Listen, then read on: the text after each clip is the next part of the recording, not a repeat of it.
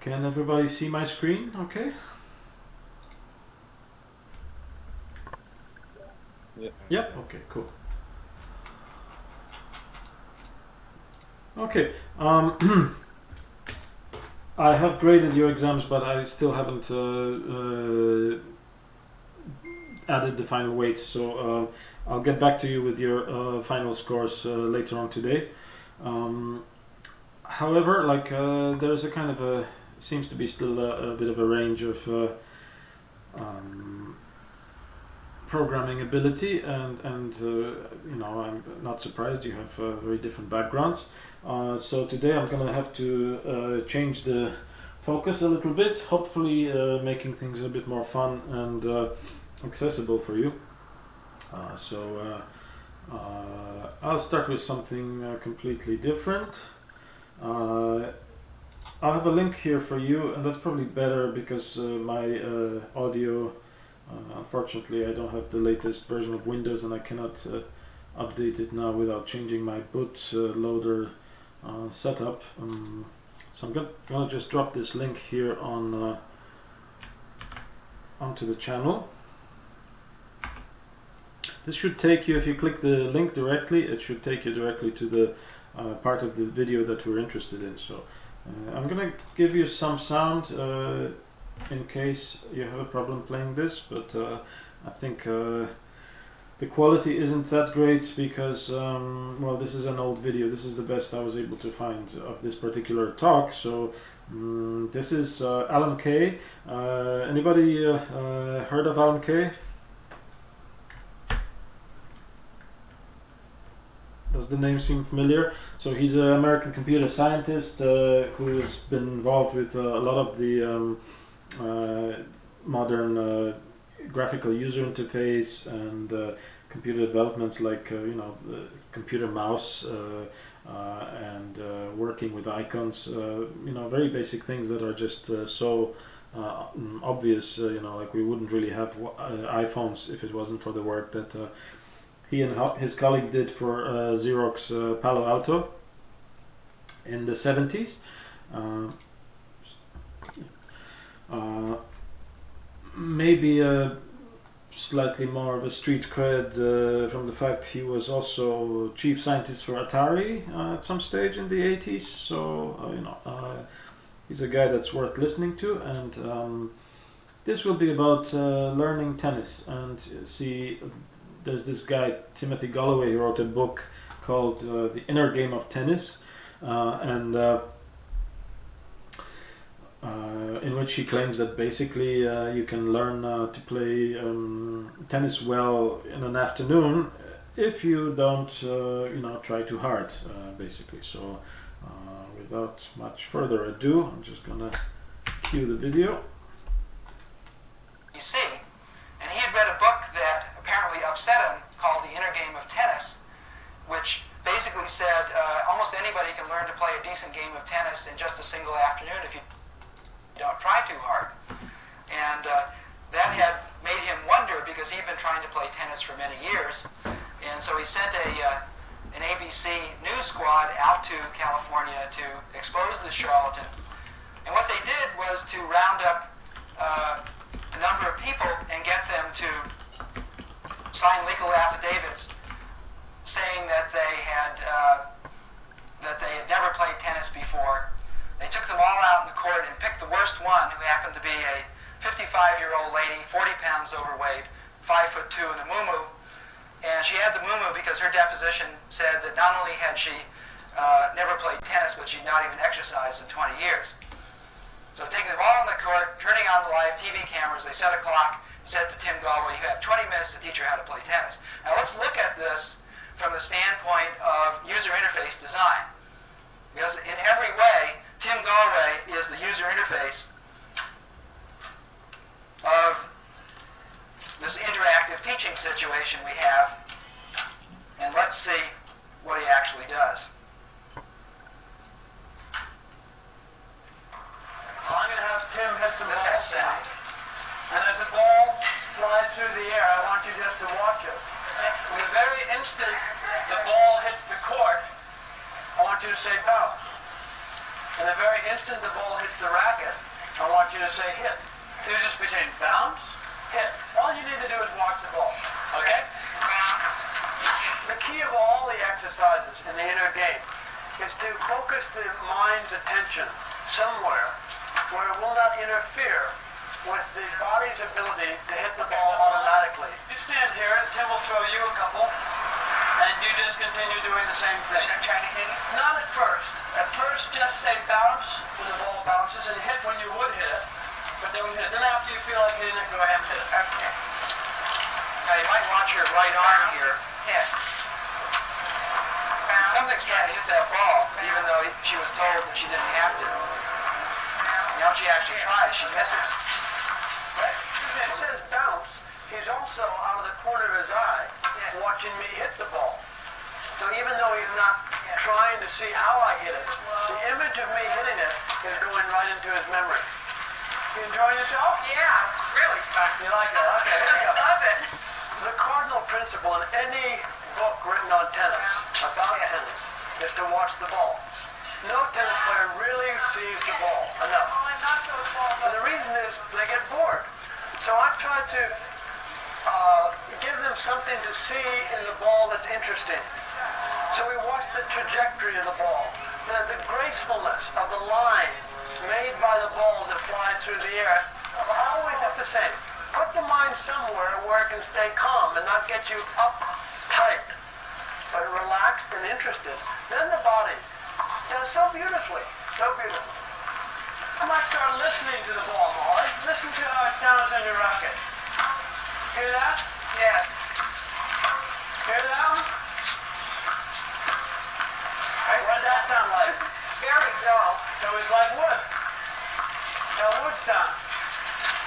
Keep listening and you'll hear the sound that you like pretty soon. Just listen to it. Okay, now listen on this side. Have a go.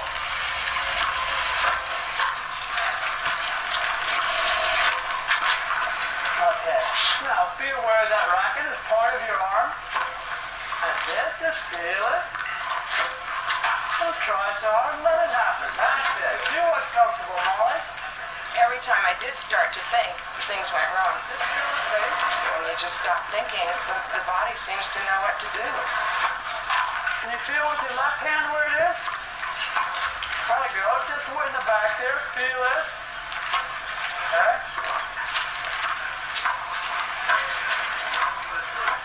Now, I'll tell you what, Molly. We're going to do one other stroke now. And this one's called the serve. And the serve is just like a dance. It's just like a dance. We'll come back here and I'll show you how to do a dance called the serve. Okay? And I've done this dance a little bit, so I'll just do it. Okay. Da-da-da. In fact, you can start humming if you want. The rhythm, like this. Like this. Da-da-da. Da-da. Out loud. Da-da.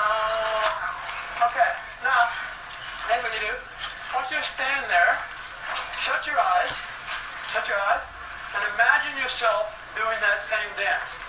You might start humming a little bit. As you're doing it, yeah. Okay, now what I want you to do is no thinking, just go do it, quick. Just no thinking, just go serve, yeah. Serve. Fine, don't worry about missing. Keep serving, don't think. Go, do, quick. That's it. Fine, again, don't worry about hitting that. Out loud, let's hear it. Out loud, the rhythm.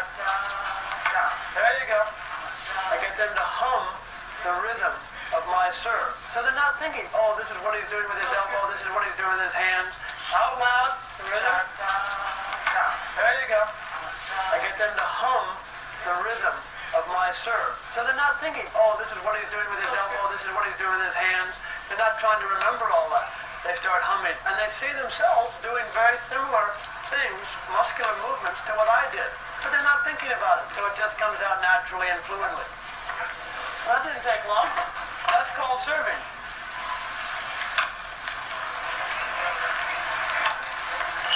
Out. Out.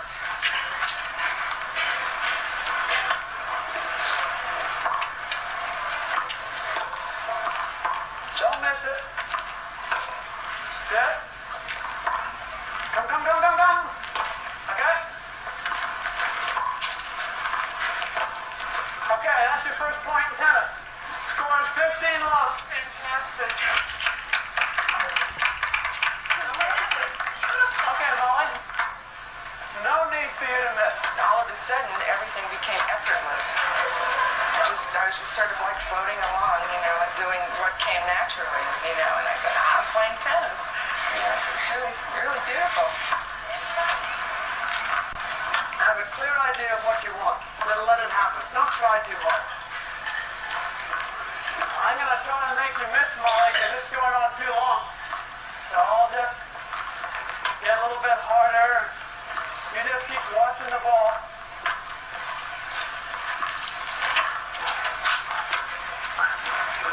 Keep watching it.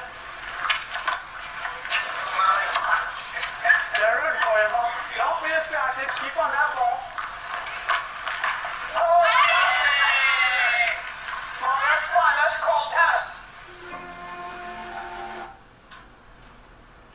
Well, when I saw that, I said something akin to holy cow. So I just seen something that I wouldn't have believed possible, and I realized that it applied very strongly to user interface design, that something really important was going on here. So I got Tim Gallway's book, The Inner Game of Tennis, and I read it, and a number of things that he said really stuck in my mind. First one was almost a cliche. He said, learning happens when attention is focused. But he was able to get something out of that, because if you don't have a good theory of learning, then you can still get it to happen by just helping the person focus. One of the ways you can help a person focus is by removing interference.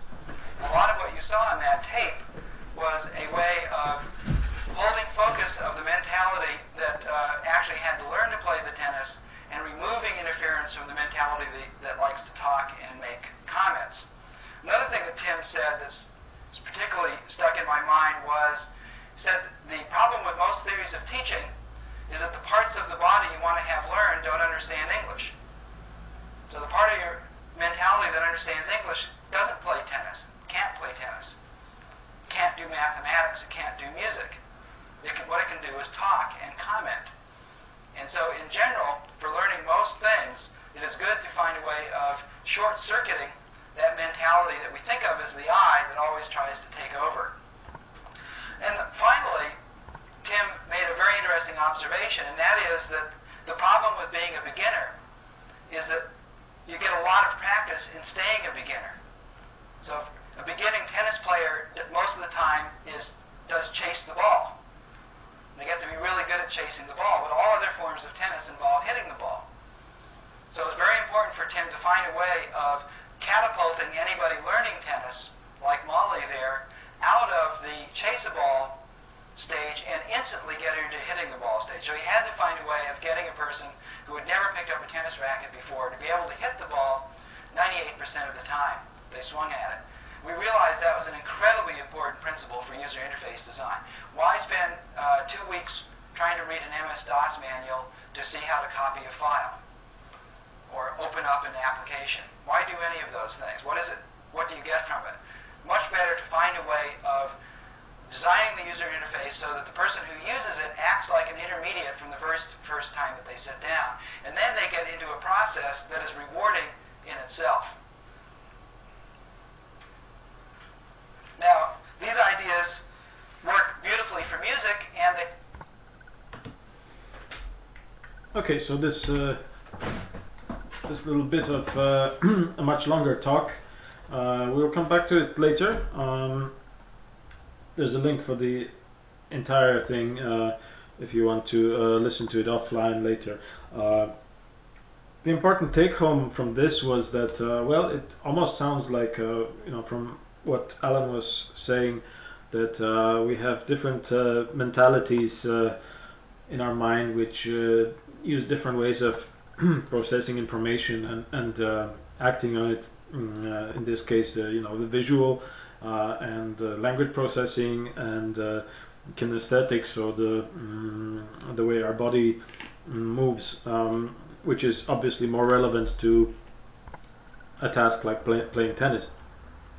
So the key point there was to use the right mentality for actually teaching and for learning as well. So what's the point of using English language to teach you to play tennis when the mentality that is responsible for playing tennis, your kinesthetic sense, your body movement, doesn't speak the language? So Mm. Any thoughts on that? Any thoughts on this this little exercise? What did it make you think of?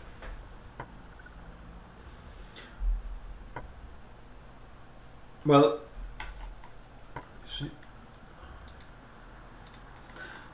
obviously computer programming is a much different problem from learning how to play tennis, but in some ways, the same principle also applies. So, wherein for playing tennis, you need to, be coordinated and get the right rhythm and do things with the right timing. For programming, you need to work with the, more like language processing and analytical thinking, the more symbolic representation of problems using mathematics and things like that. But it doesn't necessarily have to be like this. So another thing that he points out there is that in order to learn, it is important to be in a way in the flow and not to get too frustrated and distracted with the actual failures and at some stage just kicking the whole thing and giving up, because obviously coding is quite complex, and nobody said it is going to be easy. This is in some ways a very complex task. In some ways it maybe is not. So I looking at the results and like seeing that some of you at least still need a little bit of a guiding hand in picking up the skills that are needed for programming. I looked through various available games that are designed to teach you programming, or maybe have a gaming programming component in them. So I started with Steam, and I have to say I didn't find anything that really is that relevant to object-oriented programming like C# that you need for building games with Unity. I did find a couple of titles, so feel free to check them out if you're looking for something to play. Now, Botland is probably the one which is most relevant, but I wouldn't say it's like a super great execution of the concept. There's other ones, Robo Instructors, Robo Snakes. There's a developer called Zachtronics that has a couple of very cool games which actually do teach you skills which are relevant, but they're mostly low-level kind of hardware-oriented skills. So if you're maybe more interested in learning Arduino or programming programmable controllers, working with assembly language, these would be interesting titles to check out. But again, not so much for C++ or C#. Have you encountered any games that are relevant to object-oriented programming? Did you play anything that is maybe I missed something really obvious?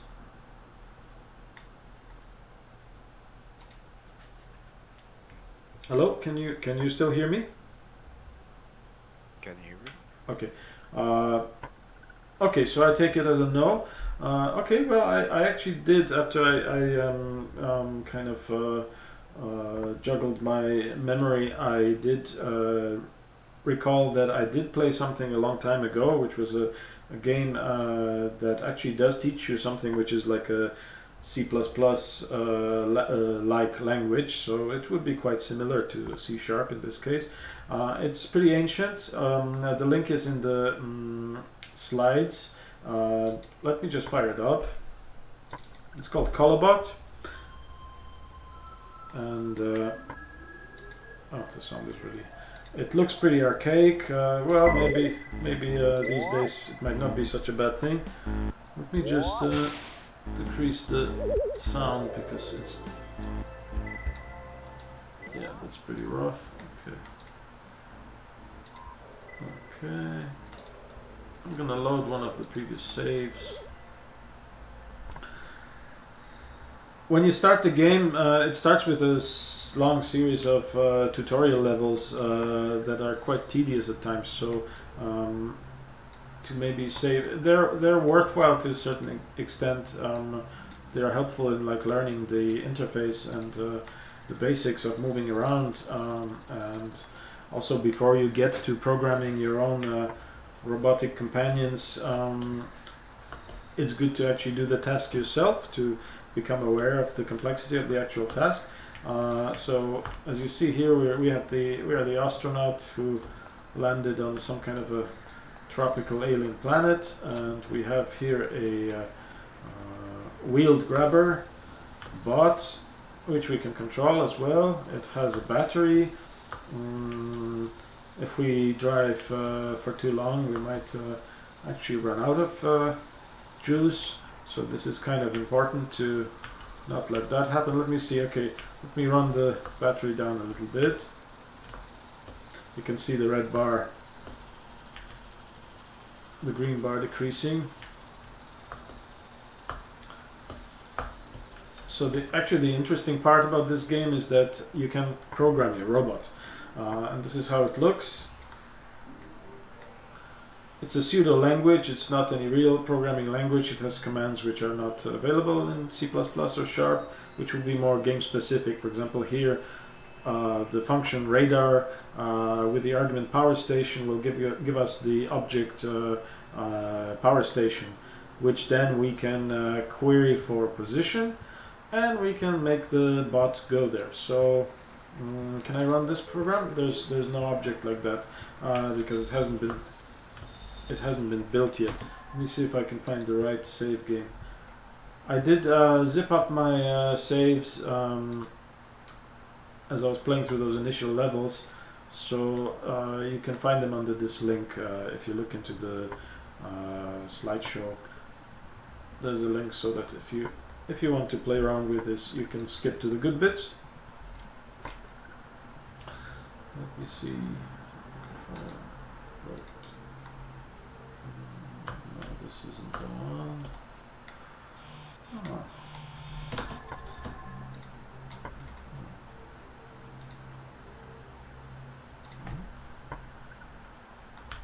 Oh yeah, okay, so here you see that our battery is quite run down.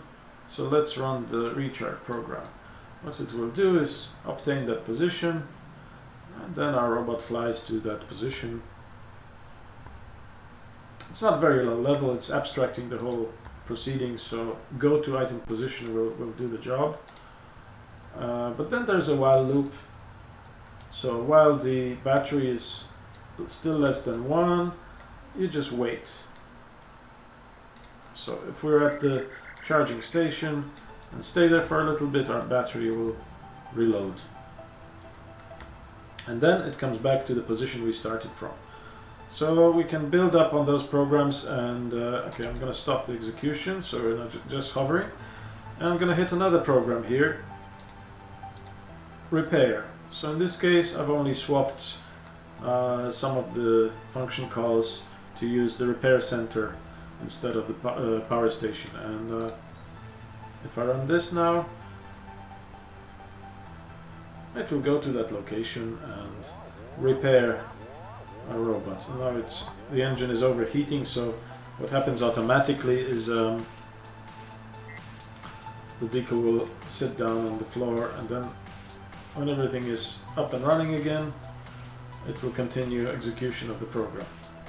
So it's a little bit like maybe Lego Mindstorm, only done in the framework of a computer game. So you can mostly play the game manually. Oh, this music is really... I thought I turned that down. Okay. So you can complete most of the levels manually without writing code, but I think the real kind of boon here is that it does allow you to use something that is similar to what you need to learn for your programming classes. There's another aspect of the game. If I go to here to, okay, let's abort. Code battles. So there's a section in the game where you can actually load up programs onto your machines and use another player's code on your opponent's bots, and you can see which one wins. So so that can be something that you can do with a friend. Okay, so I thought, for those of you who are maybe tolerant of retro-looking games, maybe if you're into Minecraft, then this might be up your alley. You have all the links. There's also like a little bit of a community. It's a very old game, but there's still a Discord server for it and a subreddit. You can actually pull all the game code and check it out yourself. It is not based on Unity, but it is there, so it might be interesting. This is, for example, that repair function that we use. So it looks a little bit similar to, it uses a while structure anyway. Another one that I'd like to go into now is something that is you're probably familiar. Has anybody played with Scratch programming language? It's a kind of a visual programming, maybe used more often with kids, teaching kids how to program 2D games. Does it sound familiar? Yeah? Don't recognize it, no. Okay. Yeah, I used it once or twice. Okay, well, anyway, like this is kind of very similar, only with preset tasks, so Blockly games, and there's a kind of a curriculum. So I would actually recommend that you, at your own pace, go through this sequence, and there might be interesting things you can learn through it. I'll start with something which is like maybe offensively kindergarten, but it does teach you how to use those blocks. So this is based on Google Blockly API. So this is this user interface which allows you to throw around objects and icons and connect them together.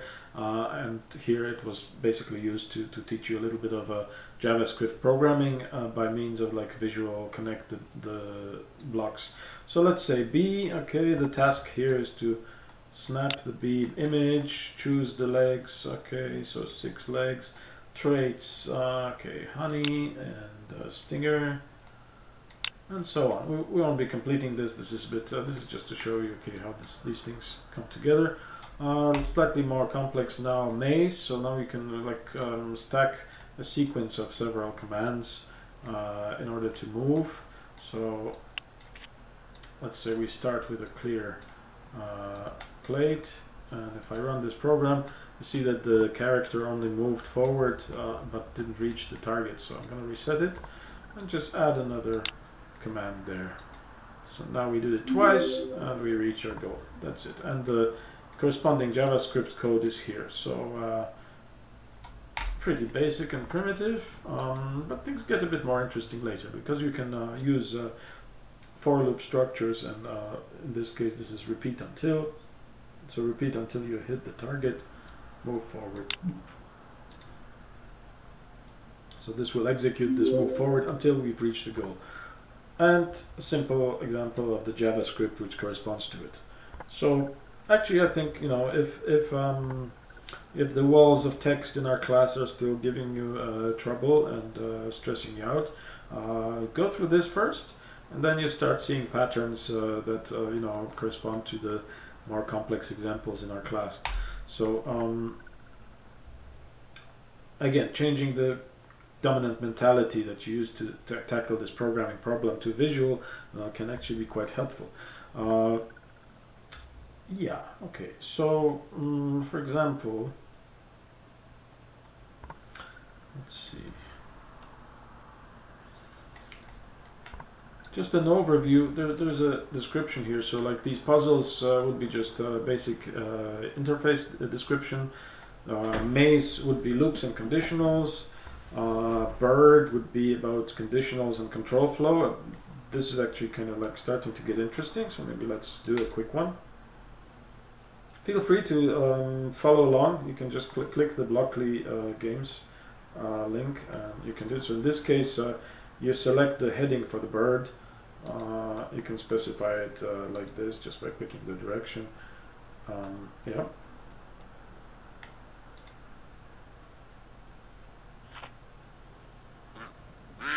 So bingo. Yeah, Sabarish. Like, if you have voice, you can talk. I don't mind.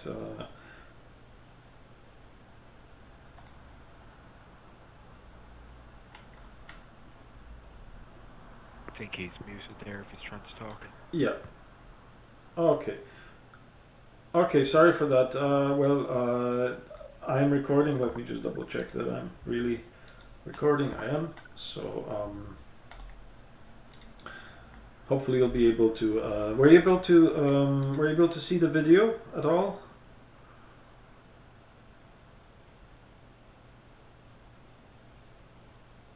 Okay, well, I guess you'll have to go through. Yeah, I was just responding to Sabarish, so unless you have another question, Julian. Mm-hmm. Okay, let me move on to a slightly more complex problem. Okay.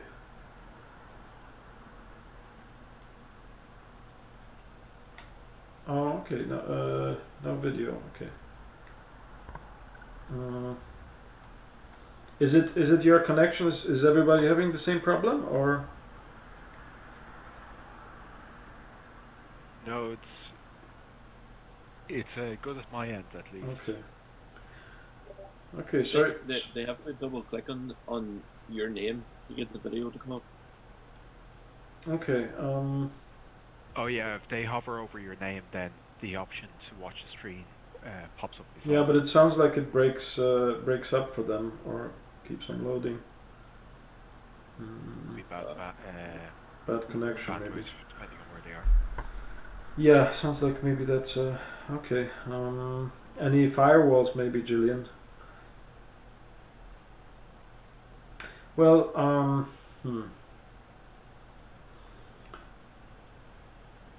maybe after class we can troubleshoot and try to solve that right now, or maybe during the break we can try a few things. At the moment, just go to blockly.games.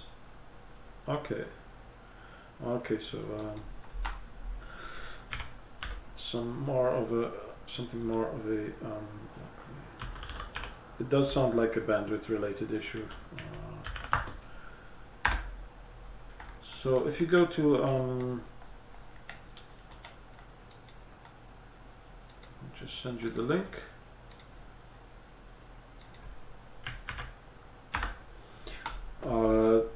Maybe you can follow along just by voice. So yeah, go on that link, and at the moment we're on the bird example. So click on the bird, and I'm at problem 2. So in this case we have conditionals. So if the bird does not have the worm, then we do something. In other case we do something. So what do you recommend?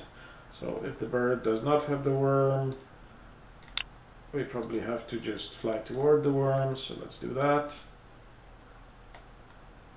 And in the other case, 90. It's a slightly different coordinate system for angles, so it might be a little bit strange if you already got used to Unity very much. So let's run that. Okay, still very simple. It does show you the code there. So like that's kind of like what I wanted to show you regarding this this bit. I'm not going to carry on with the bird example, but I will. Or actually, regarding programming bots and AI, because we will be getting into a bit more of a both animation, state machines, and game AI. So this actually might be interesting. The pond example here is where the player is this yellow duck that well, you have to create a program for. Interesting for this example is this is the last one, the red duck, starting from the Blockly Games page. So you see the 4 ducks, and you can toggle between JavaScript and blocks in here, and you have a variety of functions that you can use. So this here actually allows you to create your program in blocks.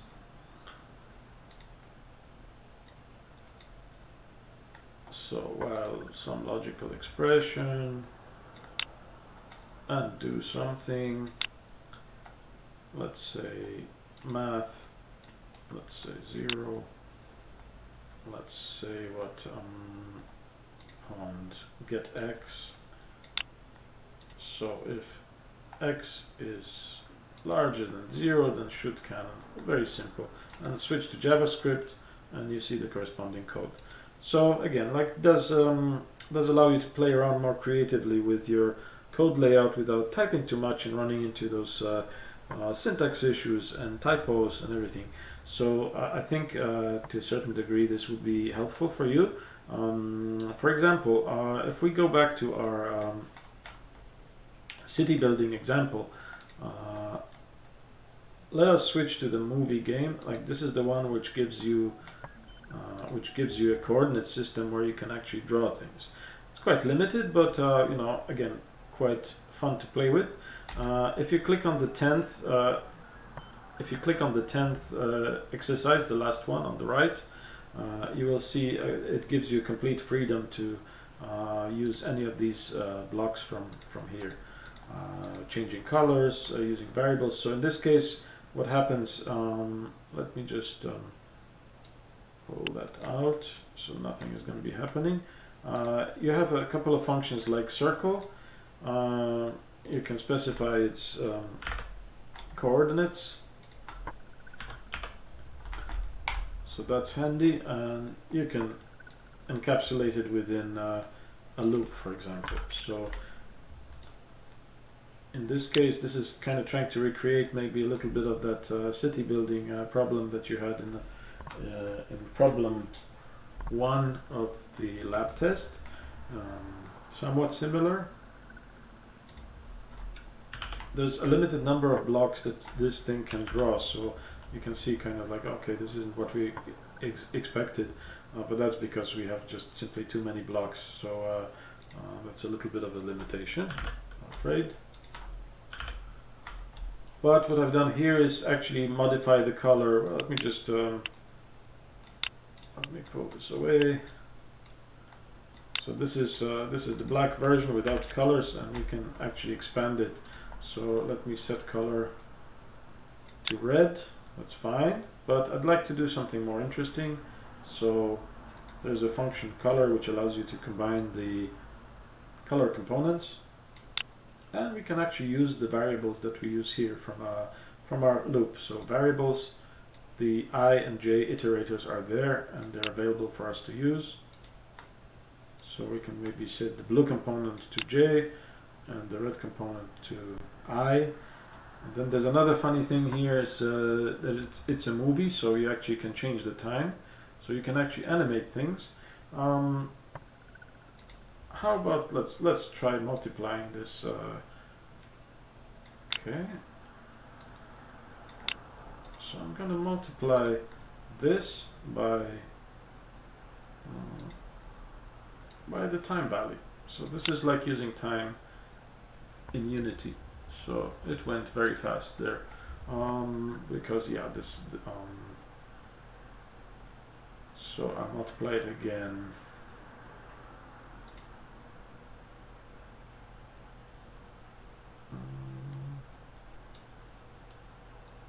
I think that would be allowed. Just wondering if I get into some type issue. Can I have fractions here at all? Oh, I'm afraid it might be limited.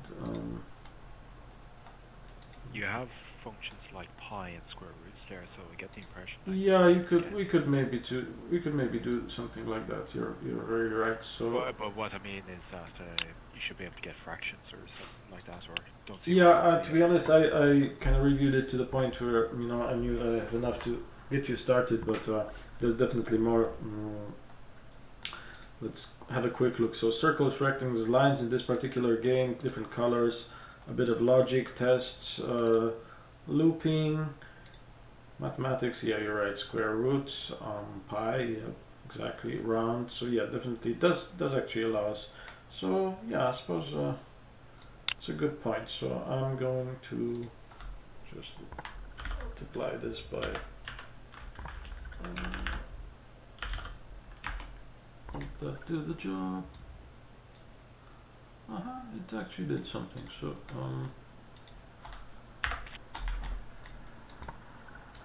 it did help it. So yeah, we have a very simple animation just by messing around. So I have at the end of the slides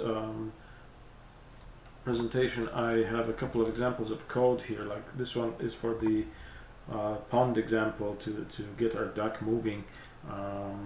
This one is for functions, so you can actually wrap a couple of instructions in a function call and then call it. For example, this is the text representation in this case in C#, and this would be the graphical equivalent. We can maybe try this. There's an interesting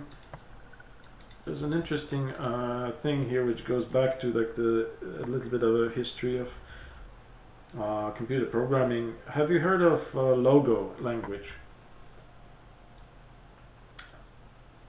Probably not. That's kind of like okay. So Logo is tied to Turtle Graphics, which is a setup in which you have this little turtle, and you give it instructions to move, put the pen up and put the pen down. So it's a little bit like a robot of its own. So for example, here I'm running a simple loop, which yeah, okay, it does show you the final code that the blocks correspond to. So we repeat this 4 times, we move forward by 100 units, we turn right, and then we repeat it. In the end we end up with a square. What happens if I just make it 5 times and change the angle? So I'm gonna maybe do something like this. So I end up with different geometric shape. This is kind of like pretty handy for a little bit of creative experimentation, because it doesn't really use a kind of a Cartesian coordinate system per se. It's all kind of turtle relative. So maybe a slightly more complex example is here. So first draw this pentacle or pentagram, and then push the pen up, and then move forward to draw, and then push the pen down.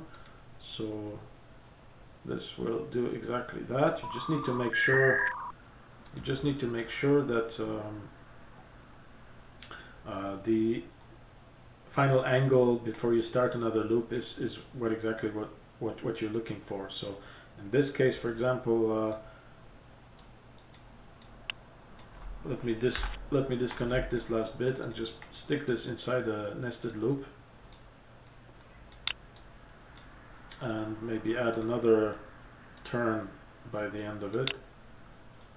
This slider here allows you to slow down or speed up processing. So this is a quick way to start creating some patterns.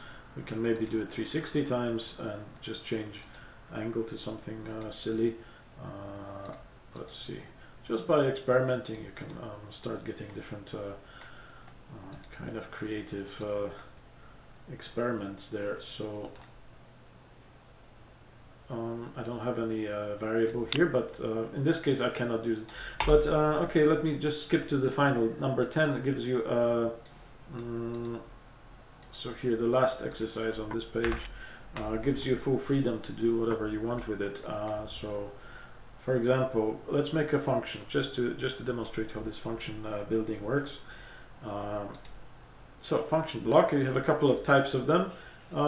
It allows you to specify input arguments, which is something like maybe is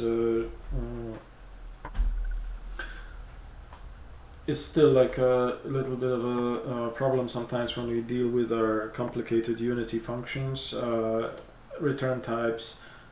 So this is a function which has a return argument, and we will add some inputs to it. So for example here I can input let's say just go with one variable, and let's say do something, let's call it square. So So that code which we built before, we can just recreate it. So repeat 4 times, really quickly.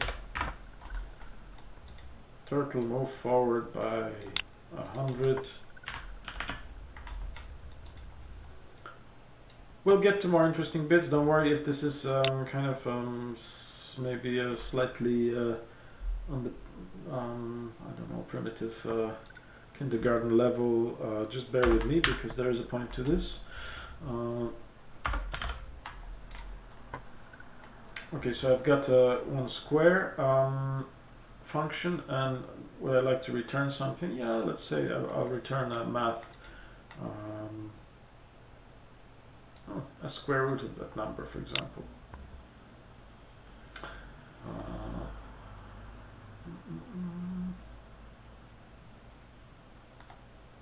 Here's the variable, so I can use this x argument now as a return, so I square it. So that's great.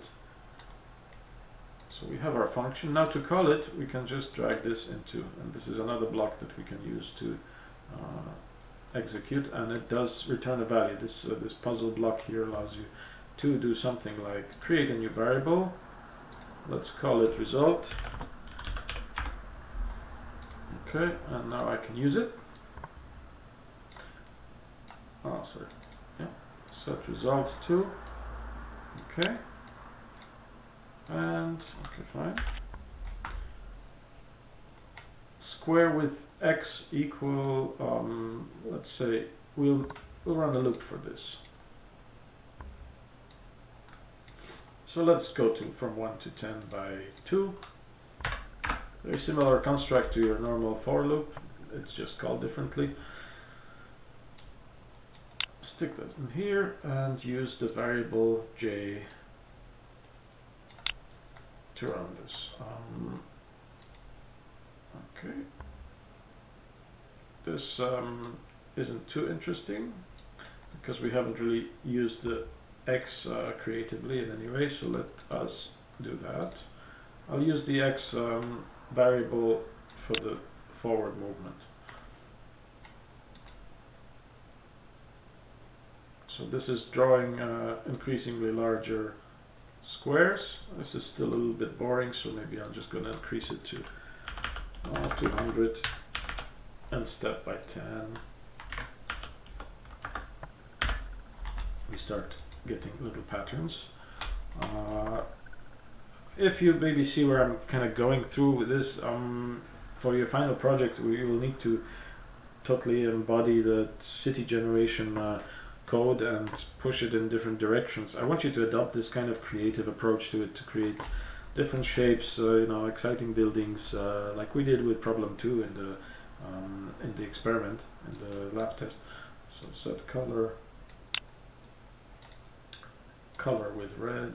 Okay, and I'm just going to use J. So here very quickly we can just, without typing anything, we can start getting some kind of a pseudo-artistic results. Let's add a little angle to this. We have math functions. We have random, I think. Yeah, random integer from 1 to 100. Let's go from 1 to 360 and just rotate the turtle first. First let's rotate it by this random integer. So what's that going to do? Very easy to kind of make our screen interesting. So you could obviously use this, do this in code, and as you get used to working with text rather than blocks like this, it will become second nature. But maybe at this stage of your learning, when you're looking at what is possible and what can I do to have fun with it, maybe this tennis learning example might come to mind, that some ways of looking at the problem, like the other mind, the mind eye, maybe is better to look at the program structure rather than the language processing. And in case of the turtle, maybe a little bit of a kinesthetic approach, which is more like what we do with our body. We do things, we move, we draw. So let me actually move on to the second part of the Alan Kay talk.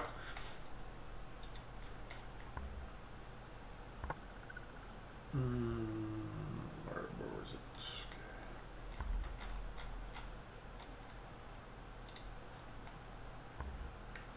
I'm going to copy the link again and paste it there for you so you can watch it easier.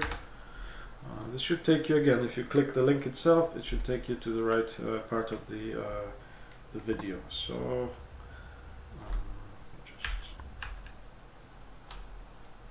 okay, a little bit more of Mr. Kay.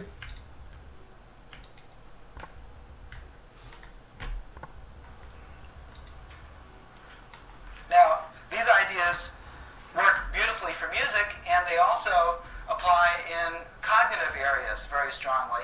Here's a So that's the logo an turtle example of on the programming problem. hardware and that version. is, let's take the logo turtle and write a program to draw a circle.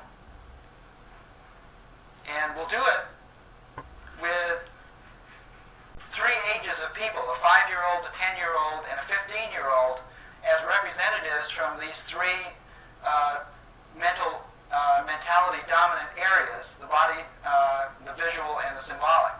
Now, the way you get a 5-year-old to do a picture, to do a circle, is something that Seymour Papert learned long ago, and that is you tell the 5-year-old, close your eyes and make a circle with your body. After they've gone part way around, you say, well, what were you doing? And the 5-year-old says, well, I was going a little and turning a little over and over again. If you type that into Logo, you get a perfect circle. And that's because the 5-year-old knows differential equations. Because the circle is a particularly simple thing in differential geometry, which was only discovered about 150 years ago by Carl Gauss. So a circle is that thing that has constant curvature, so the change in curvature is 0. And the child's body mentality, doing mentality, understands that kind of geometry. So the 5-year-old comes up with a very simple program that produces an elegant circle. The 10-year-old has a harder time, because the 10-year-old is visual and really wants to look at things. He doesn't want to do things with his body so much anymore. And so he wants to draw circles with a compass. And after a while, he'll see that by drawing lots of circles, he'll see that the main thing about drawing circles with a compass is that the points on the rim are always the same distance from the center. So his turtle program picks the pen up, starting in the center, jumps out to the rim, goes 100 there, puts the pen down, makes a mark, picks the pen up, backs to the center, turns 1 degree, and does that over and over again. So it's chugga chugga chugga chugga chugga chugga chugga chugga chug, and you get a perfect circle. Much harder way of doing it, but still a good circle. And of course, I wouldn't be telling this story if the 15-year-old were able to get a circle at all, because like most adults, he's in the facts and logic stage, and he knows the most horrible fact thought up by the mind of man, which is x squared plus y squared equals r squared. A very bad coordinate system, and even if it were a good coordinate system, it has very little operational significance. So here we see an example of just concentrating on different mentalities in people's skulls, getting vastly different results in doing the program, and surprisingly, the age levels that are supposed to do less well actually do better. And this led to a slogan I made up, which is that point of view is worth 80 IQ points. So in other words, if you're in 60 BC in Rome trying to multiply 2 numbers together, you had to be a genius to be able to remember all the partial products that Roman numerals generated. If you're in 1300 AD wondering where Mars is going to go, you had to be a genius to be able to figure out all of the Ptolemaic epicycles. So it's not logic that is powerful. Logic is actually a weak method because it depends on fragile chains of inference. And people have used logic throughout history, but mostly in inappropriate contexts. There's nothing illogical about the way the alchemists or the Babylonians did things. It was that they were in a context in which their logic couldn't do much. So there's this notion that the context is powerful, and if you want to be able to be good at solving problems and acting much smarter than you are, then you have to find a context that is going to do most of the thinking for you. Most computer scientists know this because it goes under another heading called choose the appropriate data structure before you start tinkering around with the algorithm. Do the right data structure, it will have most of the result computed almost automatically as part of its inherent structure. And all that reminds me of Edward de Bono's famous comment about American business. I think it probably applies to American universities also. He said the problem with American business is when it gets in trouble, it redoubles its efforts. And he likened this to if you have a bunch of people digging for gold in a certain spot, they get down 5 feet and they don't find any gold. One of the ways they could do to resolve their problem is to dig twice as hard. And of course, if the gold is 20 feet over to the side, then they can dig all the way to China without finding it out. And the important idea here is that problem solving, all of these things have more than one dimension, and a lot of the important dimensions for doing thinking lie along the lines of these different mentalities. And that led to another slogan which said, well, gee, we don't know how to choose between these Brunerian mentalities. The kinesthetic one is very valuable, knows where things are. The image one is tremendously valuable because it gives you a way of picking things out of a conglomeration very easily. It's quite a bit more efficient to pick an image from a bulletin board than to pick an item out of a linear list of symbols. And the symbolic one, of course, is very powerful given the right context because it can do inferencing that is not open to these other mentalities. So we thought that the right slogan would be, well, gee, why can't we find some way of tying these together? And the way we did it was to say, well, one way of involving the kinesthetic mentality is to give you something to point with. So we have the mouse there not just because it's good to point to the screen occasionally, but because it involves the kinesthetic sense. And the kinesthetic sense is the one that knows where you are. It's the one that locates you in space, not your eyes. Your eyes are an extension of that sense. The image one there is for recognition. Here's a good experiment you can try sometime. Get a friend to manipulate cable television movie channels. Go to a random movie and see how many frames it takes before you can say whether you've seen it before. Think of what that means. You may not have seen this movie for 12 or 15 years, and yet after just a few seconds for most people, you can identify that you've seen this movie and usually be able to remember what comes next. Famous experiment by Harman some years ago took 25 or 30 people, showed them 10,000 images spaced 10 seconds apart. So it took hours and hours to show them all these random photographs of things. And even after 30 days, all of the people in the experiment had better than 90% recall on all of the images. So they could say whether an image was one of the set with 90% probability. They could identify occluded portions in the image. An unbelievable feat is performed by this mentality. Tremendous for creativity in lots of different ways. And then this one is the one that allows you to abstract what you've done concretely there. So all of those things should go together, and that was what we tried to do at Park. So here's one of the first versions of this interface, and this is done by Dan Ingalls. Okay, so I think it became a bit more clear why I started with talking about tennis now. So yeah, like Alan just said,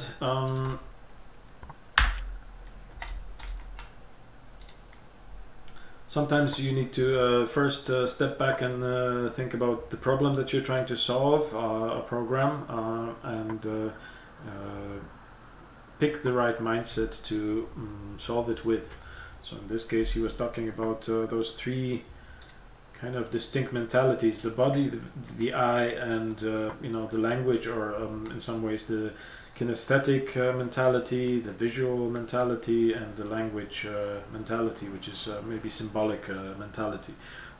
So coding would be kind of laying squarely into this symbolic, but in terms of the program flow, code flow, and experimentation, as you see in this, these simple kindergarten and programming, visual programming examples, it is more easy and fun to play around with concepts just by connecting blocks together. Mileage varies, and you might be someone who's a bit more a bit more likely to get better results with visual programming, and some people prefer text. It's more succinct. It's faster to actually use if you have to set up very complex logical structure. Doing it visually will be a bit tedious. Any thoughts on that? Like watching that video, did you have any kind of conclusions of your own, maybe?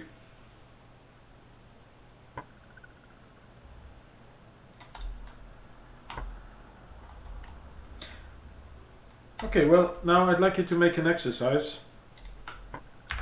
And I'd like you to imagine that you're a 5-year-old again, and remember what Mr. K was saying. We'd like to have the turtle draw a circle really quick from the point of view of a 5-year-old, using this turtle graphics paradigm. So can you do that quickly? Shouldn't be too complex. Make sure you set the speed to maximum so that you don't wait for an hour for the turtle to finish its drawing. Just to remind you, so the way that the 5-year-old child, which is predominantly thinking or processing with its like body mentality, kinesthetic mentality, is that you basically draw the circle with your body. So you just move around and turn a little bit every time. So in a way you kind of work with the curvature, because like Alan pointed out, there is a circle is defined by like a shape which has a constant curvature. So in a way it's better represented mathematically as a differential equation, but our body is very good at solving this type of stuff. As I said, you actually have to calculate quite complex analytical and complex calculus to do things like picking up a coffee cup from a table without dropping it, and so on. So many, think about it in terms of a physics engine. It's quite a complex problem. So I'll just get started. Obviously we need to do something repetitively there, so either we do a repeat loop, or maybe I don't know, is there are options for yeah, you have an option repeat while, or do a for loop. Once you're done, click on this link here, and this will actually create a persistent link that you can send to me. So you can start now.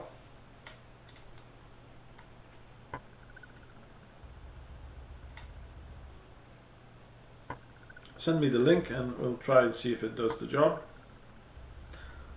So 5-year-old circle using the body approach.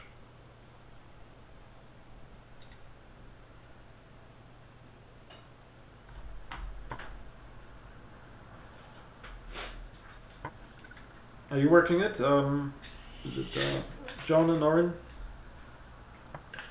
Yeah, I'm just finishing up here. Yeah, I'm just trying it. Okay. Shouldn't take you too long.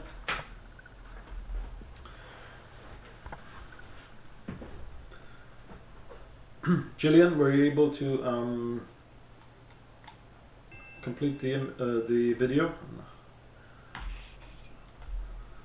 Sorry, Yep. Rob, I was in a different screen at the time that you were explaining to how to send on the link so you can see what we've done. Oh, okay. Did you go about doing that? Okay, the link. Yeah, inside. save. Okay, Yeah, so this will just generate a link, and as far as I was able to figure out, this is persistent. So 2 days later, you can enter that link, and your whole setup should be there. So that is handy.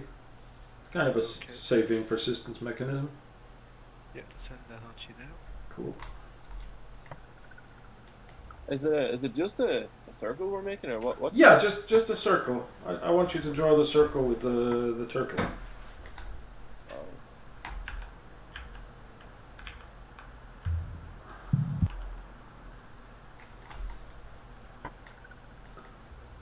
Well, just English chat. sorry, Where do we post the link again, sir? Just in the. just on the chat, yeah. Well, anyway, this is should be pretty trivial. I mean, like obviously we go. Let's go for a cool. All right, so let's see how you guys did there. All right, so that's orange, I think. Yeah, run. Cool. Let's speed this up. Yeah, bingo. Very nice. And John. Okay, you made some kind of a. Okay, you started the circle somewhere else, but the idea is the same. So obviously, like super simple. What I'd like you to do now is to try to solve it by remembering that a circle is defined as the any point on a circle is at a constant distance from the center of the radius. So use the turtle now. Now this is a little bit more complex, but I'd like you to just improvise and come up with a way to plot a circle while referring to the radius. You don't have to create a function, just use a hard-coded value and try to draw that circle that way. So now we're at 10 years old and we're approaching the problem from a slightly different angle.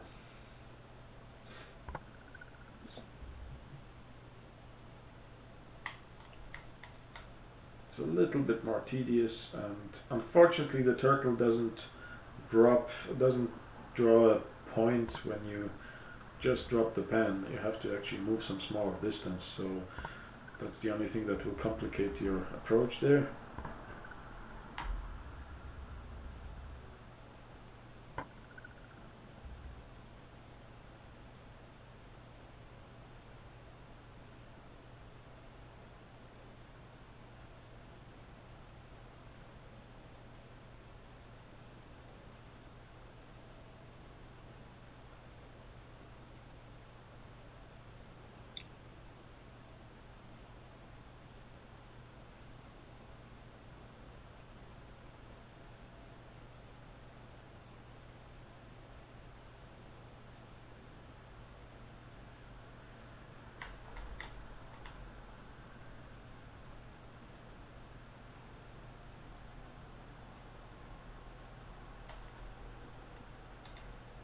Okay.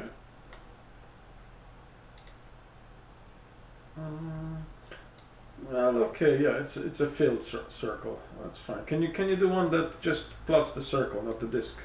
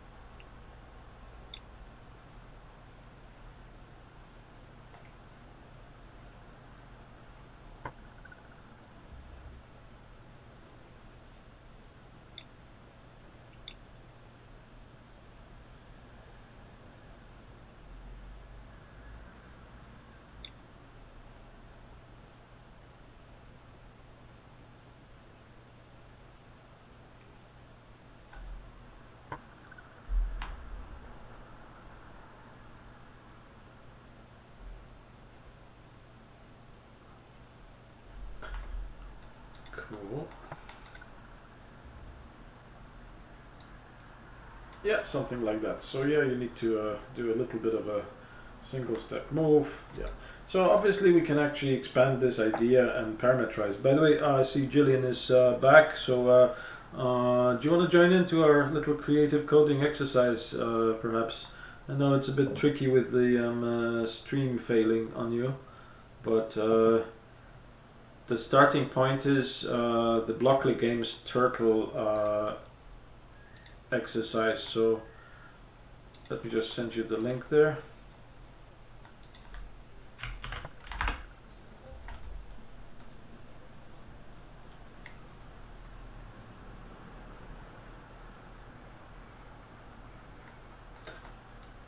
Anyway, so we can, as you see here in this set of commands here, they give us quite a lot to play with. So we can create functions. We can use variables. We can even use lists. We can use a bit of mathematics. Thinking back to the video and now the 15-year-old who is trying to solve this using symbolic maths. Any ideas? Would we be able to do it using the turtle?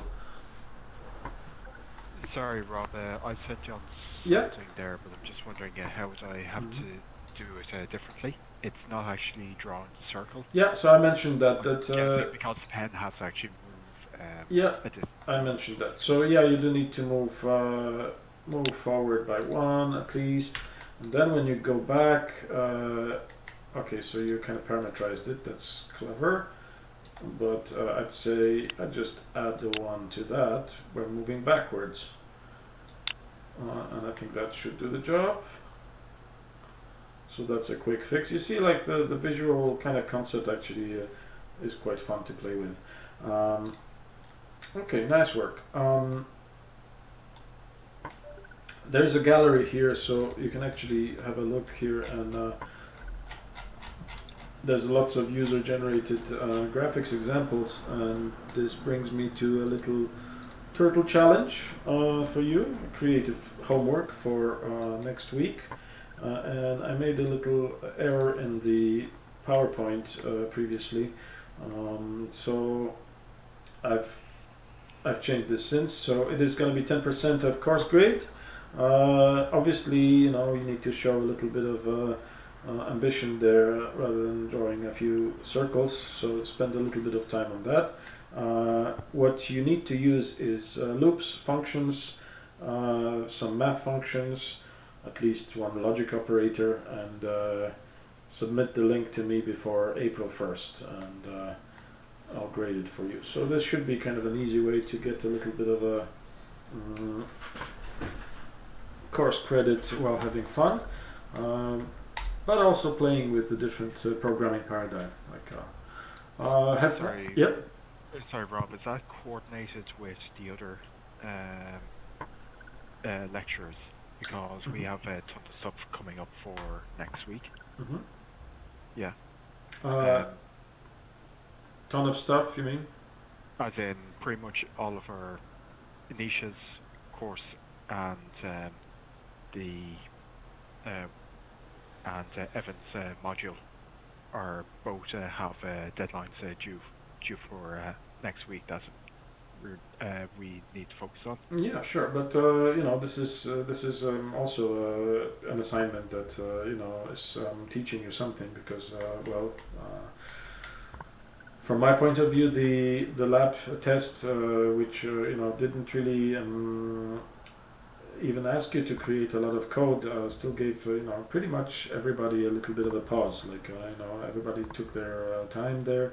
So I think this is a good time to step back and do a little creative exercise like this. I'm not doing it just for fun. I'm kind of trying to make it easier for you later to be creative with the city building exercise. So yeah, I don't really see a problem. If I'd say you should be able to do it within a reasonable amount of time, and then submit it and forget it.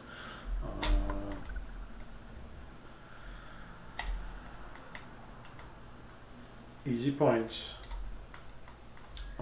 Okay. About the 15-year-old again. So we're going back to the mathematical descriptions of circle. In the lecture, Alan brought up the x squared plus y squared equals r squared, kind of a mathematical Pythagorean description of the circle equation. Well, maybe we can help ourselves a little bit by using functions which are already there. So I'm going to movies again, and the 10th level. So this is the freeform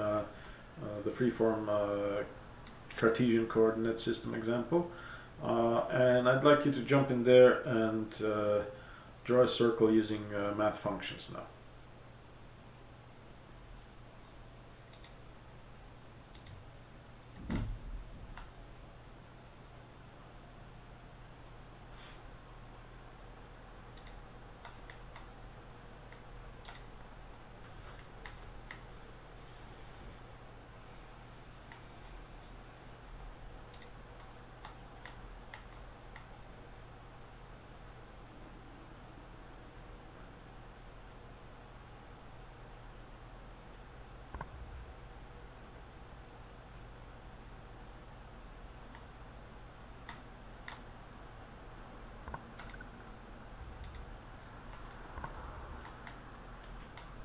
So what math functions would be relevant in this case? Well, we see we have a sine, cosine, so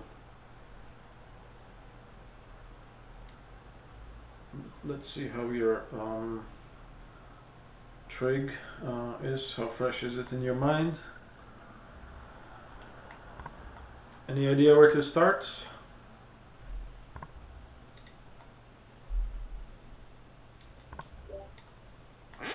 Live it 360 times, I think. Yeah, Something like that. for sure, yeah. If it's assuming that it's using degrees for its sine function, I believe it does. Another thing is though that you might run into is this is kind of a limited interface, so it only will create and draw a limited number of points. I think part of the reason is that it is kind of movie oriented, so you actually have 100 frames of animation to play with, so yeah, unfortunately that's a bit of a limit. So yeah, come up with a way to draw a circle. I want it centered on the center of the coordinate system and radius, let's say 40.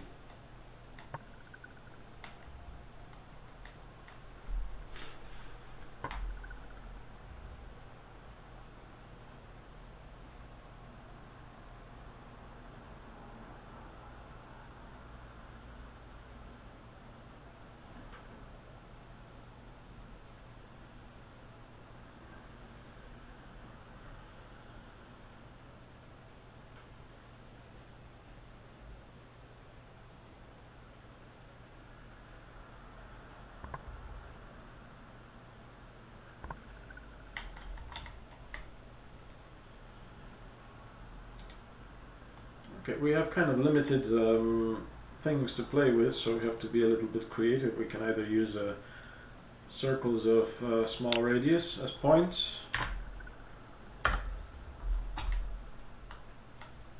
and now I'm gonna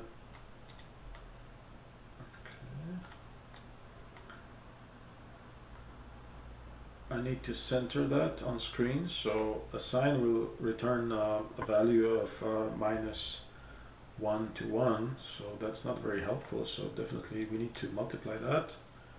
We need to use a variable k, our input angle, and let's add 1 to that, or actually let's multiply it first by our radius, so we want it to have 40, so that's going to be 40. But that's still not going to do the job. This is going to be centered on the origin, so in the left bottom corner.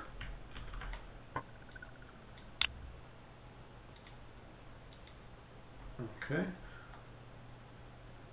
So presumably we need to add something here, 50.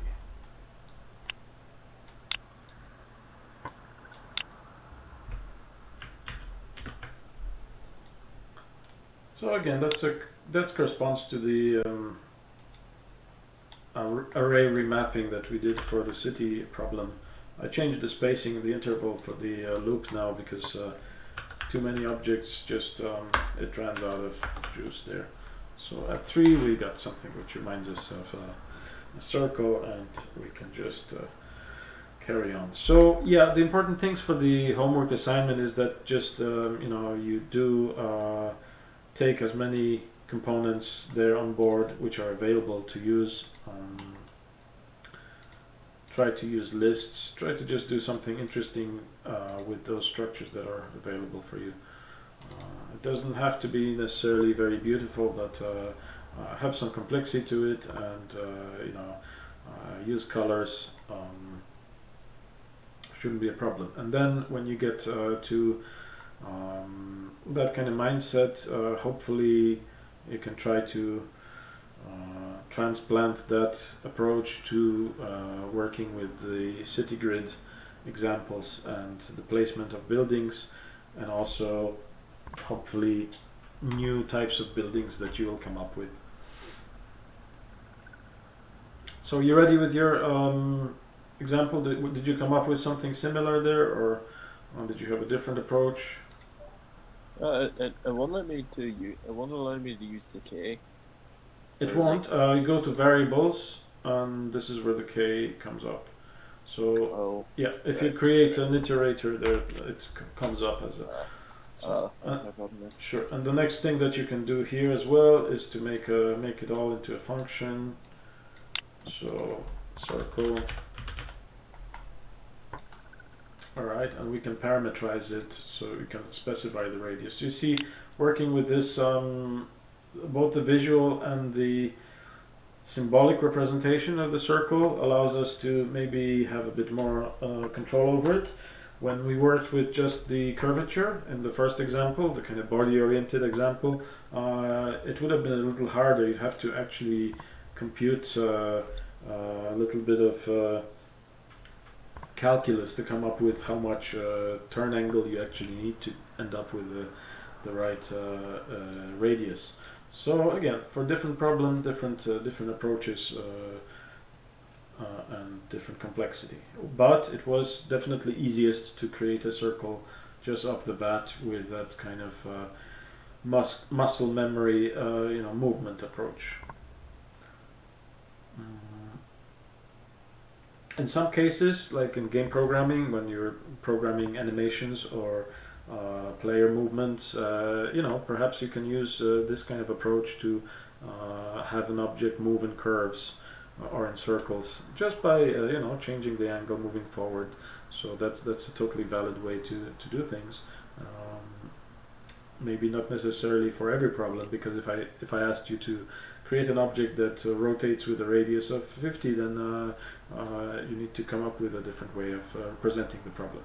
But if your representation is the right one, then your problem is almost solving itself. So in this case, I've got the parameter x, and I'm gonna use this variable here as my radius, so I'll multiply it here, variable, okay, and that should do the trick, I think. We still need to, obviously this is just the declaration or definition, and here I'm going to call this circle with x. Let's place it in a loop, just from 1 to, maybe from 20 to 60, or 80 by 20.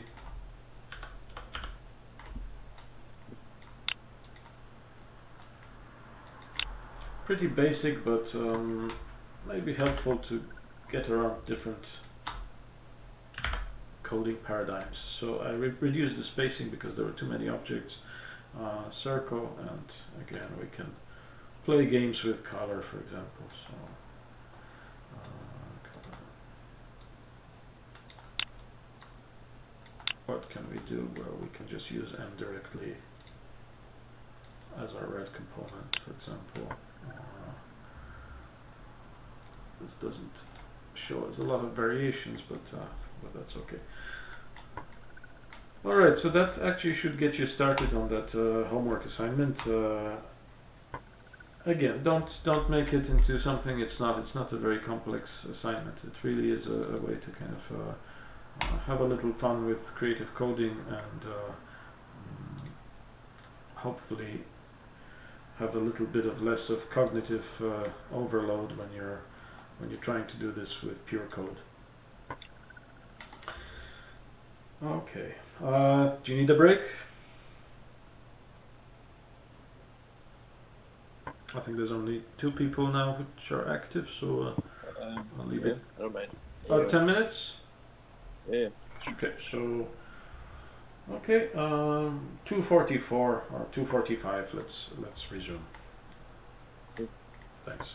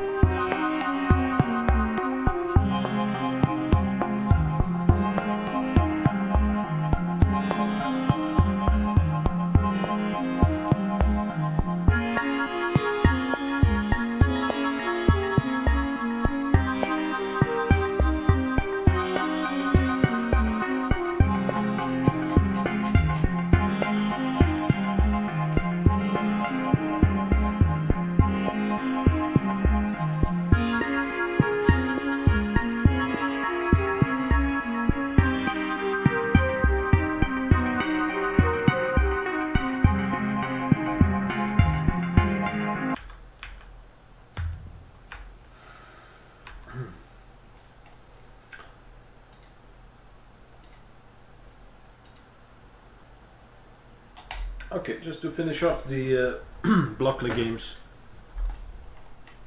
concept, there's another area there which is of interest, where you can toggle.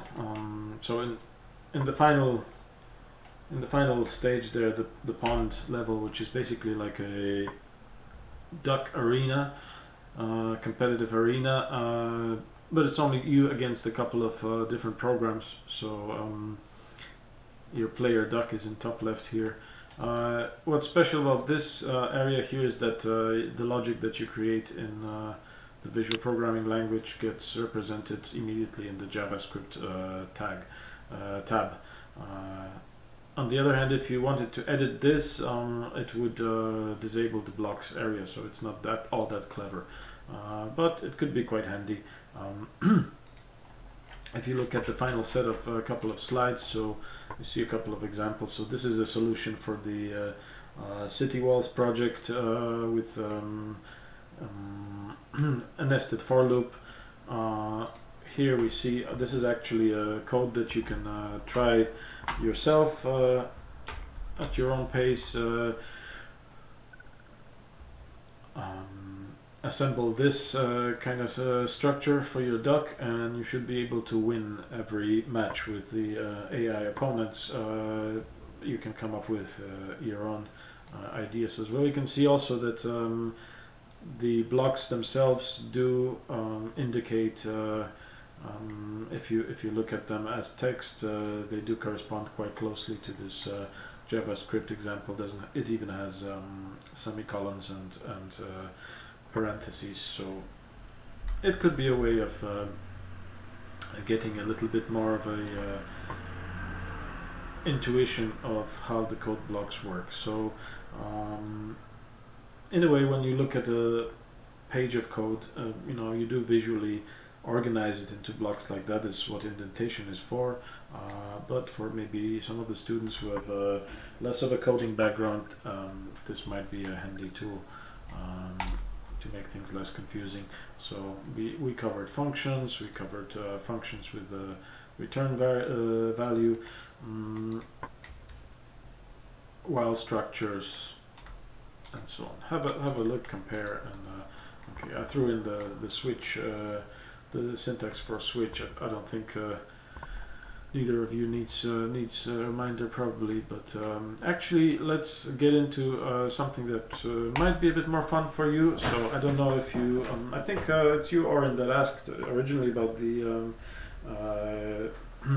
coding games ideas. So yeah, did I mention already the Steam ones? Yeah. Okay. Okay. So like I said, they're not all that great. The Zachtronics one are quite interesting and definitely nicely designed, but I don't know if they would be necessarily that helpful. They definitely help you solve problems, so in that way it's not a waste of time. However, there's a couple of ones which are more coding related, and they even have a kind of a ties into job hunt and kind of like promoting yourself as a developer. Okay. Oh dear. Oh no, I did start. Very good. So if you go to Coding Game home, just fill in a very quick. I think you can just skip that. Are you able to open that page? Yeah, I started using it there just before the Okay, lecture started. cool. Yeah, it's it's interesting. It has its quirks. I mean, the way it's set up with the console inputs and outputs. So maybe I'll just explain it a little bit for people who haven't and who'll be listening offline to this lecture. So what we have here is a set of coding challenges dressed up in a little bit of more like a fun game scenario. So again, there's a lot of like pseudo language setup, but the important point is that you can actually switch languages on the fly and actually compare. So going from C# for solving your solutions to JavaScript is just a pull down menu. So I think that's pretty cool actually as a learning tool. So in this case, for example, what we are asked to is destroy enemy ships by shooting the closest enemy. Did you have a go at it, Aaron? Oren? It's pretty much... I done the Mhm. start. John, did you have a chance maybe to have a look at it before? Or? No, I didn't. Okay. Well, the Give way... a bit of feedback.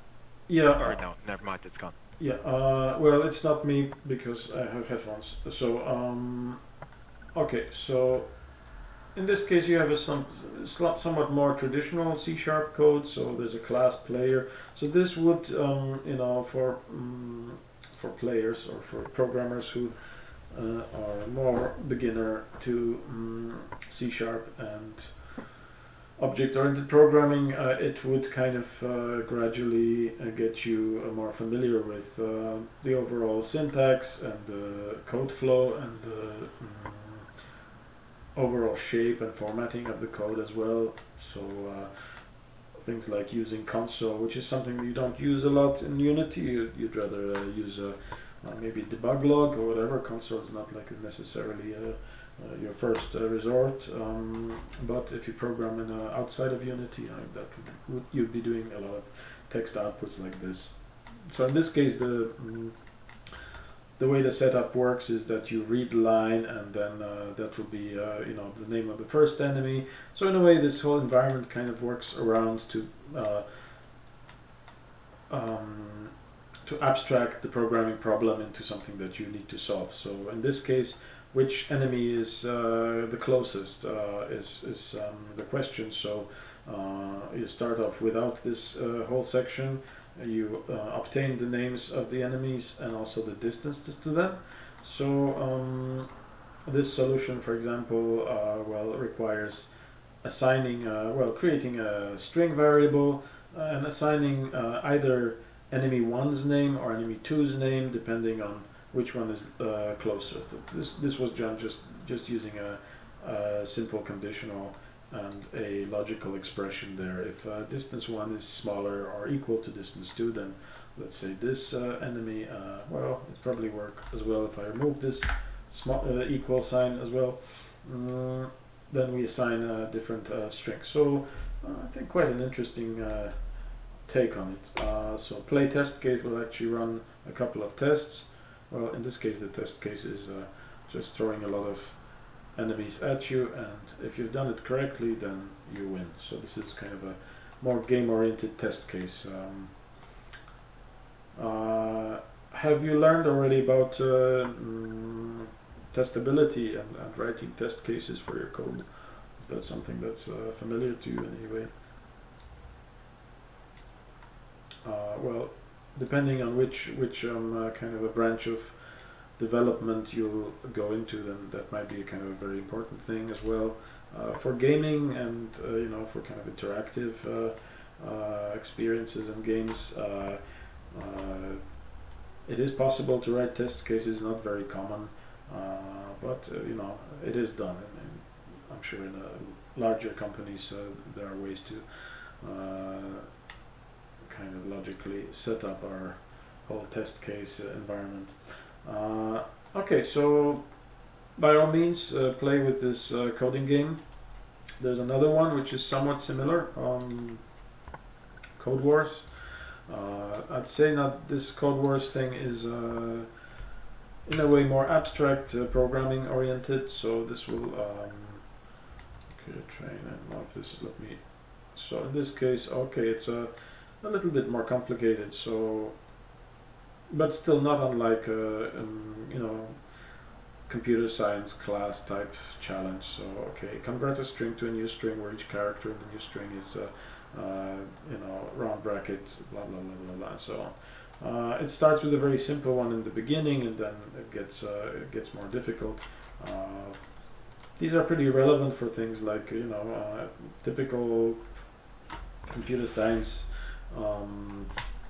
interview problems. Perhaps if you have a test to solve, then this is maybe not unlike something that you would have to do. So perhaps for most of the class it would be not of that much interest. Maybe a few of you would have some use of it.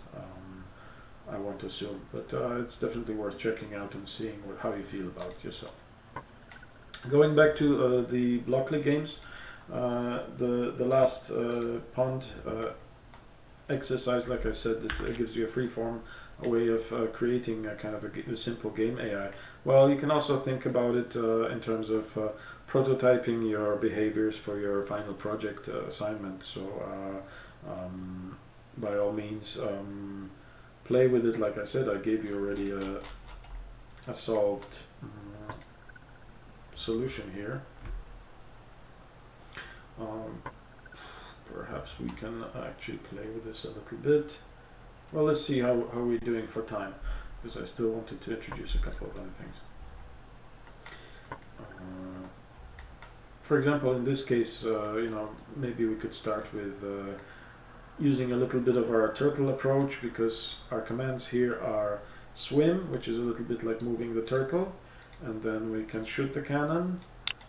So if and you swim in a certain direction. So again, you're kind of you can pre-select it and then run it, and what you do is, okay, it started swimming and the cannon was shot. So this is just initiating the swimming. The swimming will be happening kind of concurrently.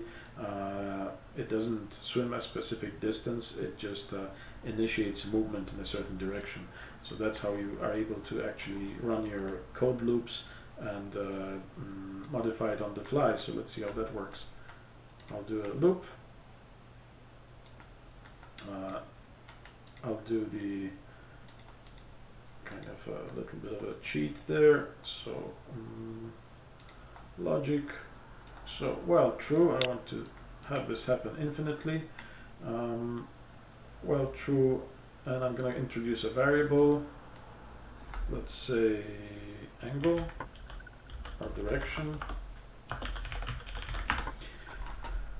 So we initialize this initially to 0, and we'll use that variable here. So something that you maybe might do in our simple scenes with the turret controller or the player character. And here you have the benefit that you can switch over, see how this code is laid out, and then adapt it to C#, which shouldn't be that much of a deal. But it certainly could help you on the way to experimenting with more complex behaviors and game-like programming. So let's just do something to that variable. So here we can already increment. So this has a handy increment direction. So let's see what that will do. So now our duck is swimming around and shooting all the time. So yeah, okay. Let's move on from this kindergarten bit and.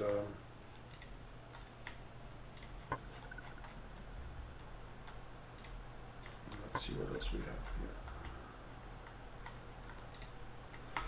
here. Okay, so for more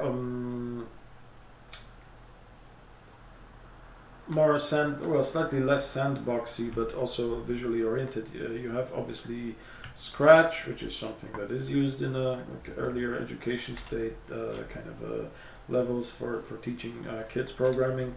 However, it's quite an interesting language in itself. To play with. It's also based on Google Blockly in its interface, and in its implementation it is built with Squeak. So Squeak is this okay, this is Squeak, so this is a highly object-oriented framework. It is a graphical application environment. I didn't play with it a lot. What's important is that it's kind of an offshoot of Smalltalk. So Smalltalk is this object-oriented programming language, very important to the early days of computing, but still active, as you see, because like it still kind of spawned a couple of projects. Alan Kay was involved as well, so you can kind of see where this whole thinking of matching the mentality and using different strengths of your brain to create a framework for working with. You know, that's why we have our graphical user interfaces now, which allow us to do things with images to create symbols. So kind of like building up on being able to point to something, move something around, very easily oriented in 3D space, and then visually to lay out our icons, and then symbolic by typing text, typing code that defines how all these components work together. So this is kind of trying to use leverage on all our strengths, the way we are wired up. So Scratch and Squeak, I think, well, Scratch might be worth having a look at again for someone who's still not that familiar with processing purely textual programming. Alice is an interesting one for also for us, because it's almost like a game programming like a game engine. Maybe I should say it is a game engine in a way. Just very specific one. It's also geared toward maybe younger people learning things, but I can see, you know, artists working with this kind of setup as well. It's accessible. What's interesting in Alice is that it takes this whole complexity of a game engine with a whole setup of a, you know, scene manager.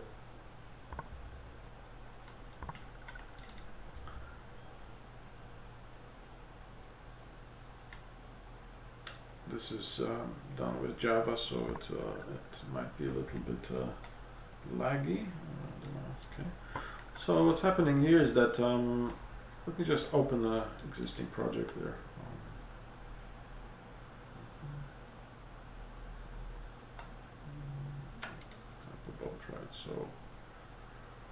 So on one hand we have our kind of scene editor, which is purely graphical.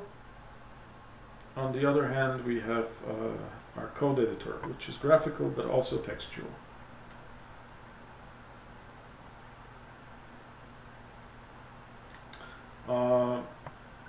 Java oriented though. So all these components which you can also drag and drop, and here there's a little bit more emphasis on the object orientation and accounting for the fact that the objects have all kinds of different properties. So for example, now I'm highlighting this banana tree, okay, and I can see, okay, it has a bunch of properties. So paint, for example, I can make it magenta.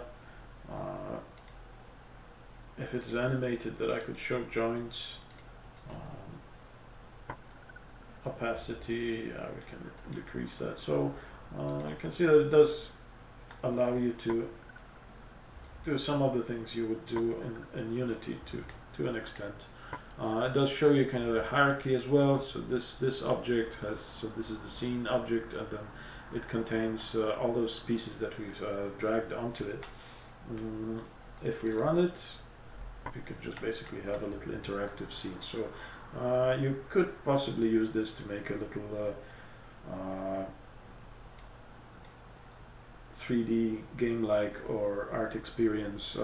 It works with VR as well, so you can create the scene in Alice and export it or use it in a Alice player, which is there's a version which is based on Unity actually, and it allows you to like play it in VR.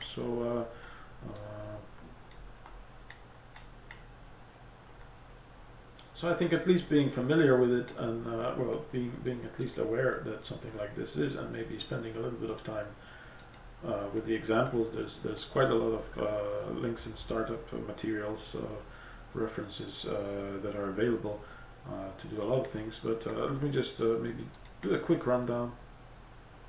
Let's say, okay, this Mad Hatter example. Let's try to make something happen. So we have a scene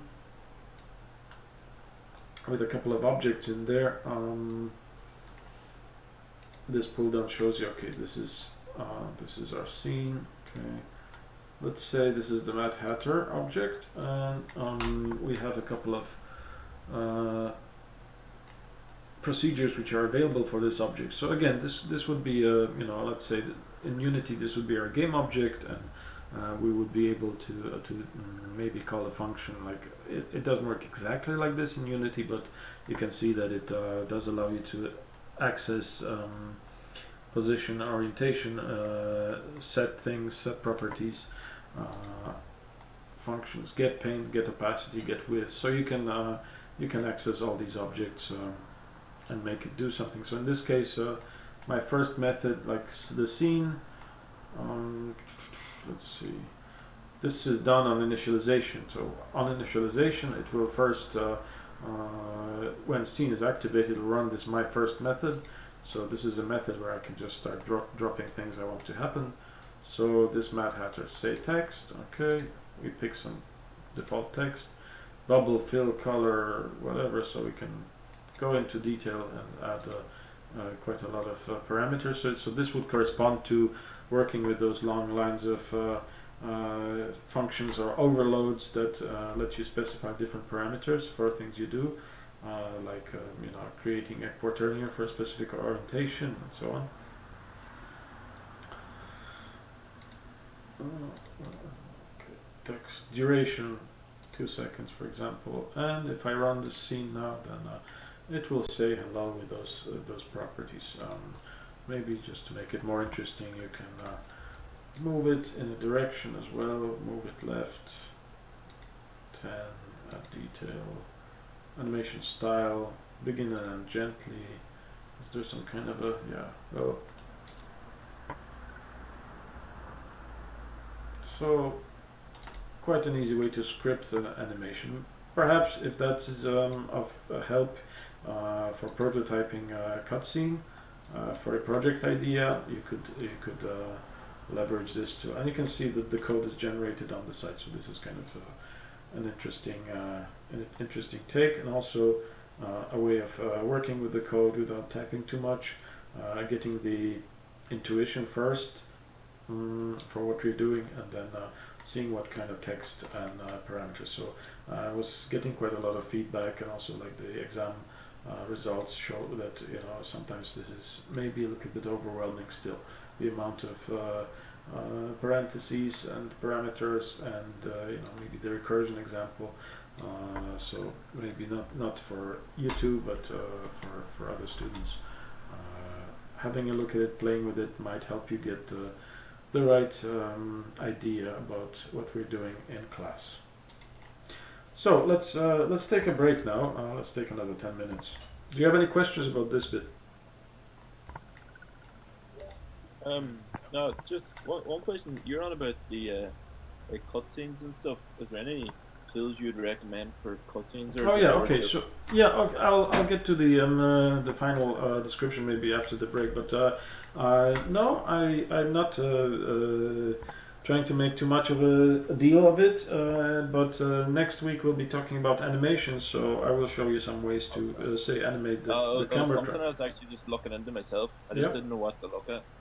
Well, we will cover things like the Mechanim state machines, and animating something, recording an animation from within Unity using timelines. So this should give you like really kind of enough of a starting point to get creative. It's not cutscenes are optional, so it really depends on what your overall idea is. I think with your toy trauma idea, it might be good to have a kind of a reaction scene when you win or lose or something like that. So I'll DM you later about any other feedback. I think perhaps I'd like to have more focus on the city generation. So you can call it a toy city with blocks, but I'd like you to kind of like get in depth with that code and make different variants of it, make different variations, play with the appearance. I think it still could be easily integrated with the rest of the idea that you have. That was a very nice brief. I'll get back to it when we're not recording.